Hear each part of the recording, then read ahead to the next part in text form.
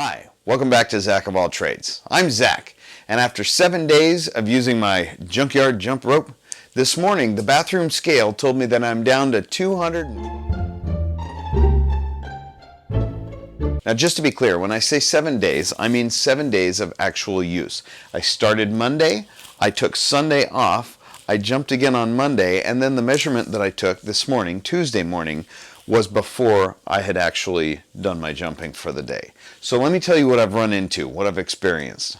Day one was really good. I was excited. I had this brand new piece of equipment that I've been wishing that I had for quite some time, and so I went out and I jumped like crazy.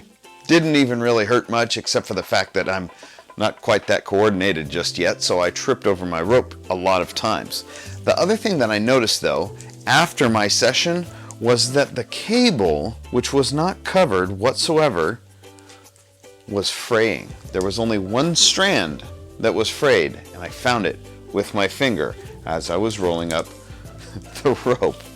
You see, I was jumping rope on a brick patio, which is not a good thing to be whacking a piece of wire rope against. So that evening, I tried the first iteration of a coating on this jump rope. I have some 1/4-inch drip irrigation tube that I split the whole length and just put it over the cable and covered it. Seemed like a really good idea, but after a couple of days it seemed like the additional wind resistance offered by this larger diameter was not proportionate to the added weight, if you know what I mean. It felt like I was swinging around something that didn't have enough weight for how much wind resistance it offered. So I cut down a 12-inch piece of the same stuff and put it just at the end, in the middle, I guess, as it were, in the middle of my jump rope, hoping to rectify that problem. The problem then became that it moved one way or the other on the jump rope as I was doing my thing, so now it's more weighted over on this side and it's whacking into my shins on that side, or it's more weighted on the other side, whacking into my shins on that side. So I've gone back to covering the whole thing with this hose, and it seems to be working really good. It's offering a lot of abrasion resistance. I don't know how well that's going to show up, but it's doing what it's supposed to do, and I'm not tearing up my wire rope any further. Day two, my calves hurt. I had a little bit of a hard time walking, especially when I got up out of the bed in the morning, but it was enough that I could kind of work through it. Day three, I thought I was going to die. From the beginning of the day to the end of the day. I went to work, and as long as I was moving, I could move. It hurt like crazy all day.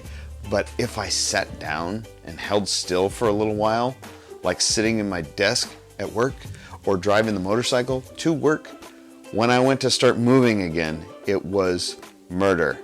Absolute murder. That was the day that I almost quit. It was also the day that my wife introduced me to her foam roller. It's a piece of foam about this big around, like a giant pool noodle, only there's no hole in it.